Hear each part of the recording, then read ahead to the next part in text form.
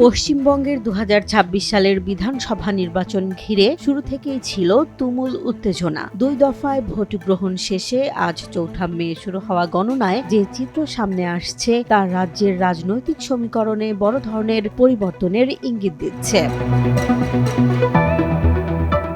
মোট ২৯৪টি আসনের এই নির্বাচনে সরকার গঠনের জন্য প্রয়োজন ১৪৮টি আসন। কিন্তু চলমান ফলাফলের ট্রেন্ড বলছে ভারতীয় জনতা পার্টি এককভাবেই ১৯৬টি আসনে এগিয়ে রয়েছে, যা স্পষ্ট সংখ্যাগরিষ্ঠতার অনেক ওপরে।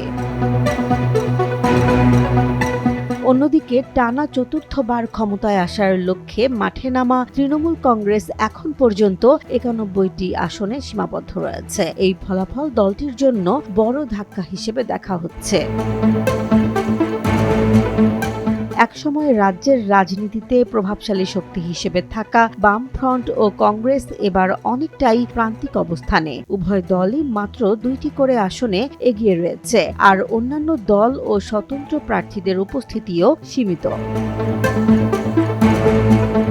২৩ ও ২৯ এপ্রিল ২ দফায় অনুষ্ঠিত এই নির্বাচনে মূল লড়াই ছিল তৃণমূল কংগ্রেস ও বিজেপির মধ্যে। যদিও আগে ধারণা করা হয়েছিল প্রতিদ্বন্দ্বিতা হবে হাড্ডাহাড্ডি, কিন্তু ফলাফলের এই প্রবণতা অনেককেই বিস্মিত করেছে। বিশ্লেষকদের মতে এই নির্বাচন শুধু পশ্চিমবঙ্গের ক্ষমতার পালাবদল নয়, এটি ভারতের বৃহত্তর রাজনৈতিক প্রেক্ষাপটেও গুরুত্বপূর্ণ বার্তা দিচ্ছে।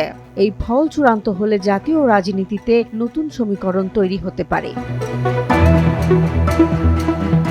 জেসমিন জাহান, নিউজ ডেস্ক, জনবাণী।